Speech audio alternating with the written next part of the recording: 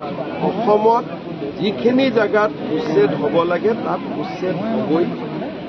তাক আমি আমাৰ যিটো এটা কয় না যে মানুহে এটা এবাৰ ক্লিয়াৰ সিদ্ধান্ত ল'লে তাৰ পৰা আৰু পিছ হুহুকি নাহে। এতিয়া আমি ক্লিয়াৰ সিদ্ধান্ত লৈছোঁ, আমি কি কৰিব লাগে জানো আৰু সেই ধৰণে আমি আমাৰ কাম কৰি গৈ থাকিম। ঘটনা ঘটিব, কিন্তু ঘটনাৰ উচিত উত্তৰ দিব পৰা ক্ষমতাও আমাৰ আছে। অসমৰ ঐতিহাসিক ব্যক্তিসকলে আপুনি আজি নাম লৈছে সেই ঘটনা সম্পৰ্কত এগৰাকীকে আচলতে গ্ৰেপ্তাৰ কৰা হৈছে। তেওঁলোকে কৈছে আচলতে আৰু চিকিৎসকে বহুত আচলতে তদন্ত আঁতৰলৈ আহিব লাগে। যিমানটো কৰিব লাগে সিমান কৰা ভাল।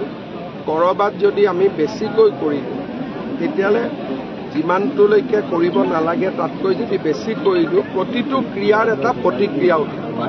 গুৱাহাটী মেডিকেল কলেজখন যদি ক'ৰবাত এদিনৰ কাৰণেও বন্ধ হৈ যায় আৰু বহুত লোকৰ সিদিনাখনেই বেমাৰত তেওঁলোকে পথ্য নাপাব। গতিকে আমাক তদন্তৰ কাৰণে আমি এটা 3জনীয়া কমিটি তুলি দিছোঁ। বেলেগে যদি কৈ থাকে যে ইও দোষী এইটো ঠিক নহয়।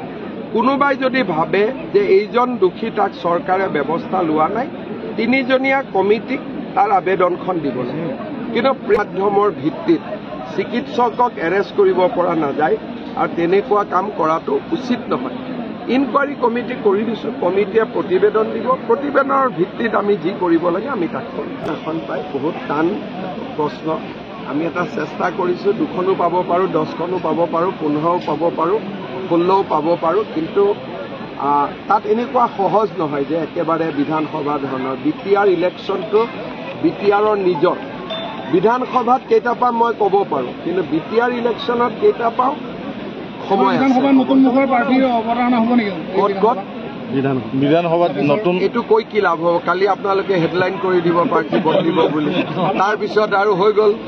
এইবিলাক প্ৰশ্নৰ উত্তৰ দিয়াটো বিপদ। চিকিৎসা ক্ষেত্ৰৰ উন্নয়নৰ বাবে আপোনাক ধন্যবাদ জনাইছোঁ। আজি ঐতিহাসিক প্ৰকল্পৰ ব্যক্তিবিলাকৰ নাম ল'লে, কিন্তু ঐতিহাসিক প্ৰকৃত আমাৰ ঔগুৰিপাহৰ তেজপুৰৰ প্ৰথমখন TB হস্পিটেল আছে। আজি সেইটো আমি ইয়াত চতিয়াৰ প্ৰসংগটো চতিয়াত কৈছোঁ। 5 তাৰিখে তেজপুৰত যাম, তেজপুৰৰ কথা কৈছোঁ।